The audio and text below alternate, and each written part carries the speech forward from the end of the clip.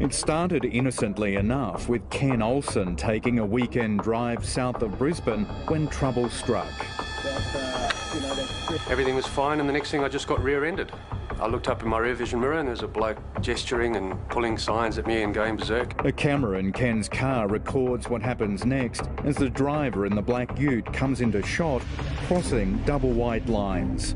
At that stage he just appeared to be coming up beside me so that he could scream at me through the open passenger window. Ken keeps going before the ute appears again, this time on the inside. And he's going berserk at me again, gesturing and pulling signs and things. So I thought, well, I'm not sure this is a good idea to pull over. This bloke seems a little bit unbalanced. Moments later, there's nothing Ken can do to avoid the ute. He's gone onto the grass verge, pulled over straight in front of me, and then immediately applied his brakes. And I had nowhere to go. I just went straight into the back of him, collided with the back of him. He then jumped out of the passenger door and came running up to my vehicle. So again, I thought, well, he's not coming to talk. He meant business. That's the sound of the man punching Ken's window as he drives off.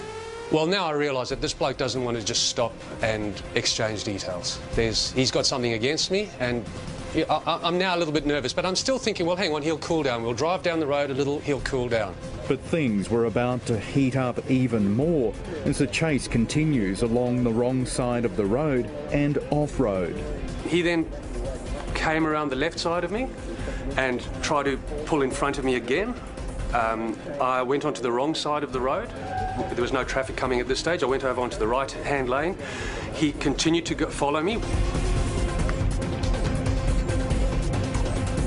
Catching up and ramming Ken's vehicle as the road rules go out the window. So I had to go onto the footpath. Got onto the footpath, rode along, went over traffic islands with him in pursuit. As I got around the traffic island, he crunched into the side of me. So I had to go onto another footpath to get away from him. Thankfully, there were no people. There's usually people on there on a weekend, walking their dogs, pushing prams, cycling. Trying to escape, Ken narrowly misses this car as he's forced to run a red light. Your call is being connected. Ken just keeps driving and keeps his nerve, calling 000. Yeah, g'day, I've got somebody trying to run me off the road. He's doing it right now. So do you want to speak to the police? Yes, please, quickly. This bloke's chasing me all over it. I then got onto 000 by this stage because now I was in fear of my life. I thought, this bloke's, he's out to get me. He's going to do something to me. The driver is determined to get Ken. Here he comes now. Oh, hell. Yeah, I can't do anything. He's trying to run me off the road. All I'm trying to tell you is keep driving to the police station. Well, I can't. He keeps cutting in front of me and cutting me off. He was continually colliding with me, trying to push me off the road, pulling in front of me, and every time, fortunately, I managed to just make it around him. Ken knows he can't stop because it could prove fatal.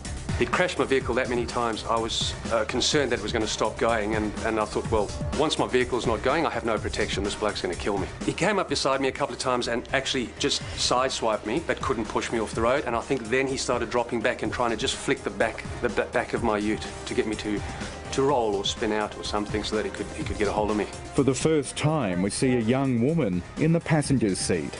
She was gesturing out the window and waving her arms around and screaming. As the minutes pass, Ken relays vital information to the police operator. It's a black Nissan Ute, and it's a four-wheel drive. He's running commentary, including the impact the pursuit's having on other drivers. There's traffic chaos here. No, sorry, I'm just a bit wound up. There's traffic chaos here. He's trying everything he can to run me off the road. He's collided with me. There he goes. He's coming in between me and another vehicle, nearly ran the other vehicle off the road. How has this all started? I have no idea. He was behind me. I put my brakes on. He locked up.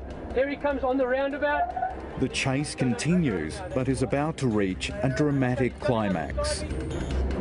There, he just collided with me twice. He's pushing me into the barrier. You've got to get someone here. This dude is crazy. Here he goes. Ah! Then, the moment Ken thought he was going to die. No, he's jumping on my bonnet. I smashed my windscreen. Did you stop your car? No, because he just jumped. I did stop my car. He jumped on the bonnet. He's just smashed my windscreen and he's fallen off the bonnet. He's lying in the road now. He's lying on the road. Yeah, I'm looking in my rear vision mirror. I've driven off. He's lying in the road. Did you just hit him? No, he was on the bonnet and I tried to get away and he fell off. I Keep didn't. driving then. Don't go back. I'm not going back. Are you crazy? I'm getting miles away. That is absolutely terrifying. Well, I was terrified, that's for sure. He just at full sprint dived onto the bonnet and started punching my windscreen with both fists, and the windscreen was coming closer and closer to my face. And I had the impression he was trying to make a hole in the windscreen so that he could actually reach in and get me, or he could gain access to the cabin. But it wasn't over. Ken still didn't know if he was out of danger, even though the man appeared to be hurt. He jumped off, but he must have got snagged up on my wing mirror. Because after that, when I looked in my wing mirror, I couldn't see anything. It was all bent up. And I think that spun him around, because the next time I looked in my rearview mirror, he was crouched down on the bitumen. Having been rammed at least 7 times and barely able to see through the windscreen, Ken continues driving to the nearest police station. If I get to Logan Home Station and it's not manned, this bloke is a lunatic. Well, go to Logan Central. That's 24 hours. It almost broke down on the freeway. And because 000 had said to me, do not stop, go to the police station. And also, obviously, I didn't want to stop on the freeway because I wasn't sure that he was going to continue pursuing me. As I drove into the police station, clouds of smoke just came out of the engine and it ceased right there and then. I've never been happier to be somewhere. A former police officer, Ken investigated several road rage incidents over the years, but never imagined he'd be involved in one as violent as this. This has shaken me. This is something you don't expect, and it's something that is very difficult to deal with. How do you deal with somebody trying to, what I think, kill you on the road? So, hey, I'm struggling. Yet another victim of the increasing number of road rage incidents which are turning quiet suburban streets into bitumen battlefields.